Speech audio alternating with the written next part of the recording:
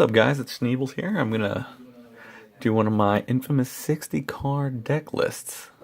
Me and my cousins like to duel a lot, and they enjoy my 60 card decks because it's a little atypical, not necessarily the most competitive, but I mean, it's always fun. I mean, who doesn't like having more options to use in their decks, right? Because I know that whenever I use 40 cards, I'm always like, there's a one card I wish I could have run, but I didn't have it sided out.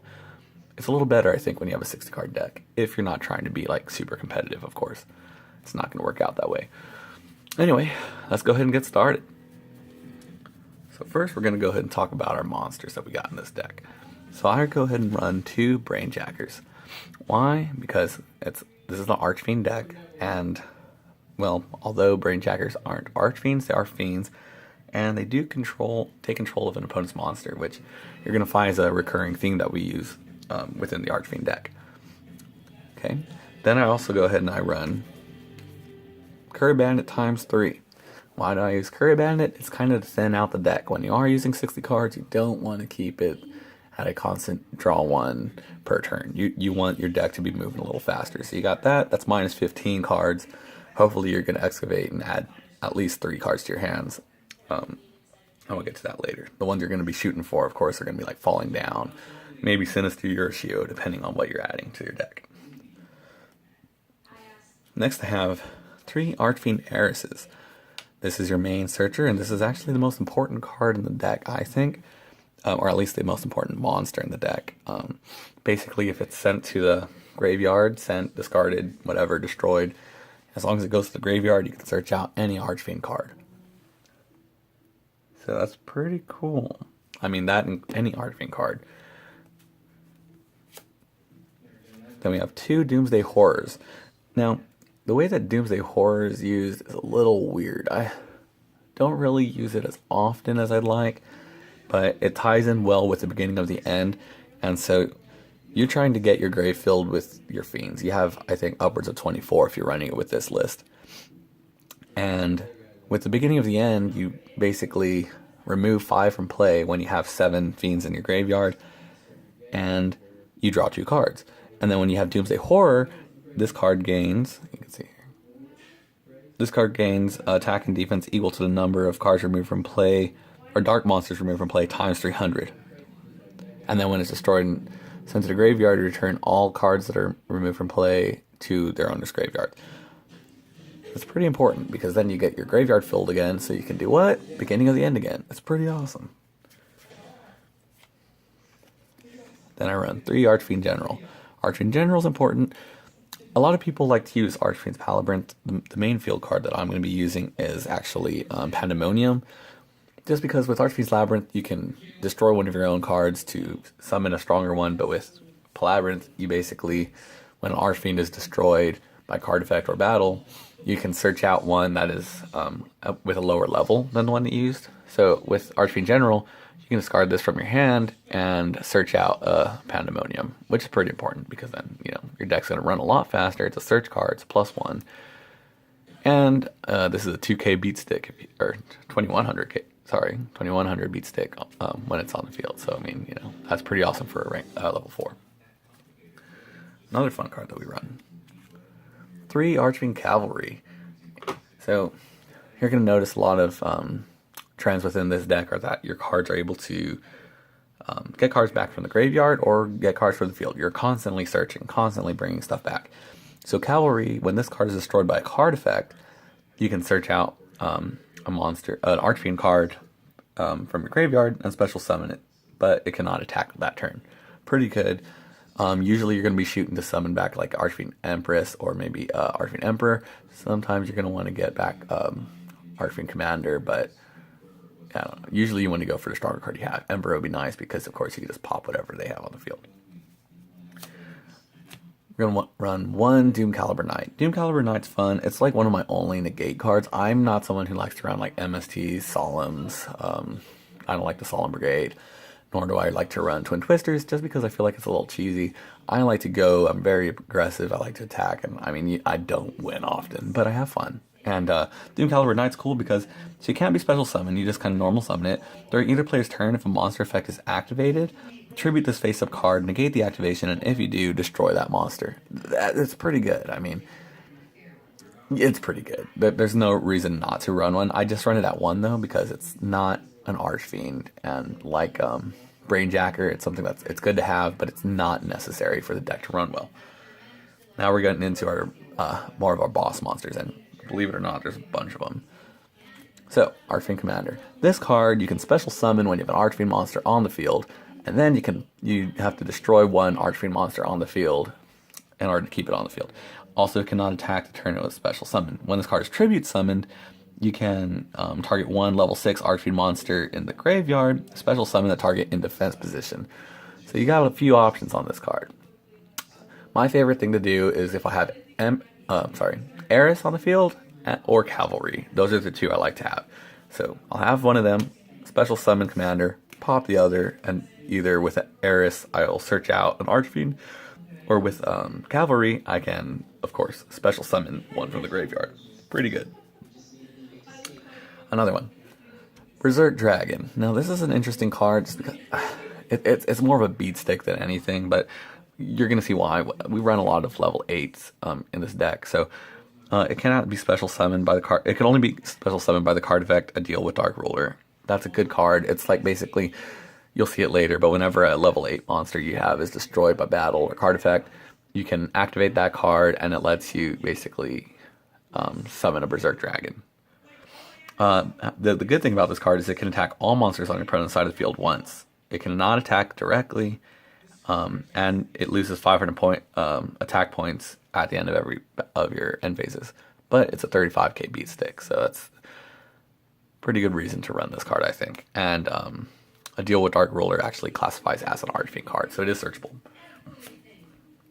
One Dark Necrosphere, again, in line with Brainjacker and Falling Down. It's just nice to be able to control your opponent's cards, which I think is fun about Fiends, and especially Archfiends. You have the ability to control, and I mean, who wouldn't want to do that? If you have the ability, why not? Aliens were fun for that reason. Change of Heart's fun for that reason. Soul Chains. Being able to just either control or use theirs to your advantage is always great. Now, we got 3 Archfiend Empress. So this card's awesome. It's a 29k beat stick. It's not really easy to get out there, but once you do, especially if you have Sinister YUGIOH, I mean, that's instant. You have this card out. If you pull it out from the graveyard, instant. It's really good card when you actually do have it on the field. So basically, it's a 29k beat stick. If exactly one face-up Dark Fiend type monster on the field would be destroyed, you can remove from play one Dark Fiend type monster from a graveyard instead. When this card is destroyed and sent from field to graveyard, you can select one level 6 or higher Dark Fiend type monster in your graveyard and special summon it. So I mean, yeah, you can special summon basically any of your boss monsters, so why would you not want to run one? And I run 3 just because it's a 60 card deck. I'm going hard.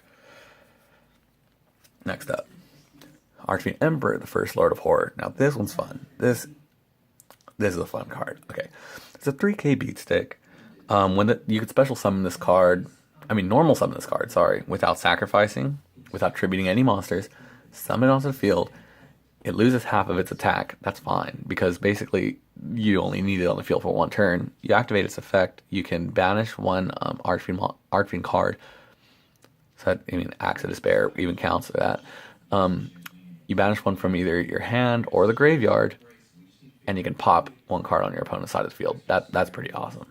And then if this card is brought back from the graveyard, of course, it's got its 3k attack. So yeah, that's still a strong card. So basically, you got several cards that can go toe to toe with most of the beat sticks that are going to be out there. And lastly, we have Darkness Neosphere. I love Darkness Neosphere. Why? Because this is the only card that's helped me against decks like Blue Eyes. Most people, when they see this, are like, what? I didn't know. And why would anyone run that? This is one of the few decks I think they can actually run this in, and it worked pretty well. So this card can only be special summoned by sending one Fiend type monster you control and one Fiend type monster from your hand to the graveyard when your opponent's monster declares an attack. It cannot be destroyed by battle. Once returned, you can return all face-up trap cards you control to the hand. That becomes pretty beneficial with cards like Call of the Haunted or, Sinister YUGIOH, where it's like you want your field to be pretty safe. Pop them, bring them back. You can do Call of the Haunted, bring them back. That sends whatever card was brought back from the from the grave to the field to the graveyard. Pandemonium's effect activates. You can search out another Archfiend, place Call of the Haunted down again, activate it. It's pretty awesome. I don't run Call of the Haunted though in this deck, and I mean, and that's a personal reason, of course. I mean, you can absolutely run Call of the Haunted. I would advise it. I just, in this deck list, I'm not running it, and yeah, just because, you know, I feel like it'll be a little funner and faster. So let's go ahead and get into our spells and traps. So for trap cards, we have 2 Sinister Yorishiro. This card is great. Basically, you can normal summon a fiend-type monster that you typically would have to tribute something for, and you can just summon it. Not a special summon, a normal summon. Most cards that people are going to negate stuff with negate special summons. This is a normal summon. Also, if a monster that you had normal level 5 or higher fiend-type monster you had normal summoned by this effect would be destroyed by card effect or battle, you could actually pop this card instead. Pretty great. I mean, yeah. Okay, next we have Escape from the Dark Dimension. So this goes with Doomsday Horror and the beginning of the end. Basically, you can select one of your remove from play dark monsters and special summon it. Then, when this card is removed from the field, destroy and remove it. It's basically like a Call of the Haunted, but for banished monsters, and I enjoy it because, you know, it's not banned. Then we got a 1 Trap Jammer for, of course, negating trap, and you know, it's a negate card. That's one of the few I run. Mirror Force for nostalgia. 1 Regeki because, you know, sometimes you just gotta blow shit up, and that's probably the best way to do it. I don't know who wouldn't want to run that. I also won 1 Berserker Soul. This is a really interesting card, and it's a good way to burn your deck out. Basically, when a monster you control inflicts 1500 or less damage to your opponent by a direct attack, discard your entire hand, minimum of 1, excavate the top card of your deck, and if it's a monster, send it to the graveyard, and if you do that, inflict 500 points of damage to your opponent's life points. Then, repeat this effect up to 7 more times, or until you excavate a non-monster card. If a non-monster card is excavated, place on top of your deck. So, the reason I like this is, like, if you're pulling monster cards every single time you do this, that's 7 monsters. That's 7 fiends in your graveyard. That's Dark Necrophere. That's beginning of the end. That's leading into Doomsday Horror being strong. There's a lot of benefits of having this. So, I mean, of course, sometimes you might not get any. But, I mean, I only run it at 1, and just because of that. Deal with Dark Ruler, strictly to get out Berserk Dragon. There's no other reason, basically, like I said earlier. It's treated as an Archfiend card. If a level 8 or higher monster under control was sent to the graveyard, special summon 1 Berserk Dragon from your hand or deck. So you don't even have to have Berserk Dragon in your hand. 1 Dark Hole, just because, you know, sometimes. And you could do this to Cavalry, and you'll be able to special summon 1 Archfiend from your graveyard. So that's awesome. Fool's Burial, strictly for sending Heiress, or if you want to get Empress in there so that you can special summon it, or, you know, Emperor or whatever. Good way to fill the graveyard. And I mean, we want the graveyard full. Axe of Despair, just because sometimes you're going up against a deck where you just don't have the beat sticks that you need to take out your opponent. Typically, I mean, Blue Eyes is an example of one, but if somebody pulls out a 4K beat stick and all you have is, I don't know, Empress, it's like you want to get your monster at least able to go toe-to-toe with it. And Axe of Despair increases its attack by 1,000. And when this card is sent from field to graveyard, you can tribute 1 monster and return it to the top of the deck. And if you tribute Cavalry, what happens? You can special summon a monster from your graveyard. What? Why would you not do that? Next up, 2 Veil of Darkness. So I choose this over Allure of Darkness, and I only run 2. I don't know. I could run 3, but I choose to run 2.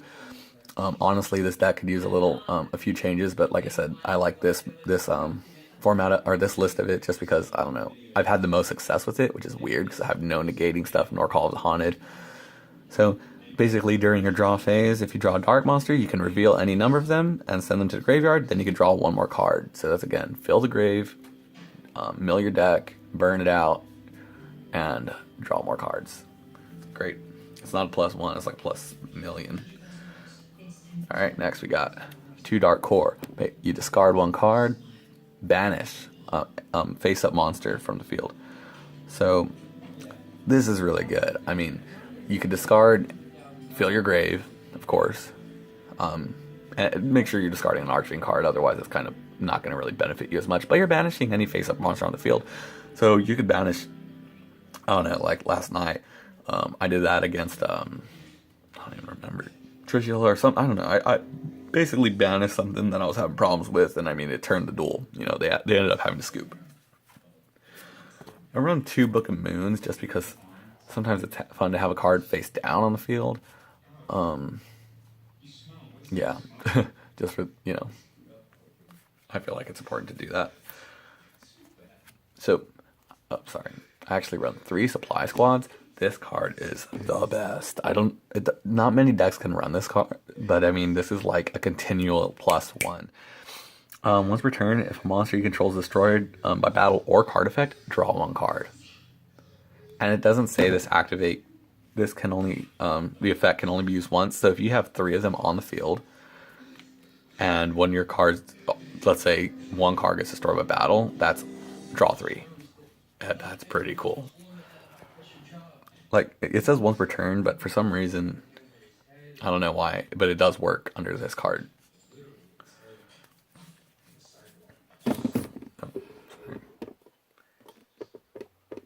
Okay, sorry about that. So next we have 3, ultimate rare, beginning of the end. Is that not one of the greatest artwork cards ever?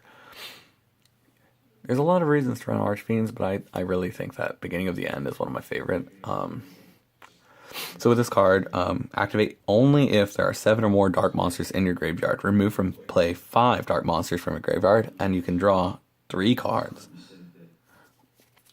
So, yeah, like I said, Doomsday Horror, Berserk, what was that? Berserk Soul. Remove from play 5. That's instantly 1500 attack for your Doomsday Horror. Then you can draw 3. That's a it's a +3, you know. Especially if you've been burning out your deck with Curry Bandit and all these other cards. It should be working pretty well. Alright, main field card, Pandemonium. If an Archfiend card from the field gets destroyed by battle or card effect, you can go ahead and search out 1 Archfiend with a lower level than the one that was destroyed. And everybody's favorite reason to run Archfiends, Falling Down. So I run 3 of these, of course. And that's simply because it's awesome. This is OP. You can take control of any monster on your opponent's side of the field basically forever. The only cost is you have to pay 800 life points. But you have to have an Archfiend on your side of the field in order to use this. But that's fine. I mean, it doesn't say an Archfiend monster. You have to have an Archfiend card. So if you have Axe of Despair on the field, it'll work. So yeah, that counts. And yeah, that's, I mean, you got this, you got Brainjacker, you got Dark Necrosphere. You shouldn't have any excuse. You can't just say, well, you know what, your deck's meta or whatever. Look at that, that's a 60 card deck. I mean, that's a little something else, isn't it? But yeah, that's what I like to run. Let me go ahead and show you the extra deck. Steel Swarm Roach, Ragna Zero, Diamond Dire, Black Ship of Corn, Dark Knight Lancelot, and Gimmick Puppet of Leo. You know, just because, I mean, you got a bunch of 8s, you got a bunch of 4s. Sometimes I run Dante, sometimes I'll run Fortune Tune, but these are basically all I'm going to run, and you really don't go into your extra deck very often. You typically want to stick with your monsters, and you're going at a pace that you want Archfiends on the field. You don't need this. I mean, sometimes there's going to be a situation where it's like, oh man, I really need Steel Swarm Roach or Ragna Zero. Occasionally it's like, oh, Diamond Dire will pop this. But I mean, you have cards that basically do the effects of all these. Except Lancelot, I mean, yeah, he's pretty cool.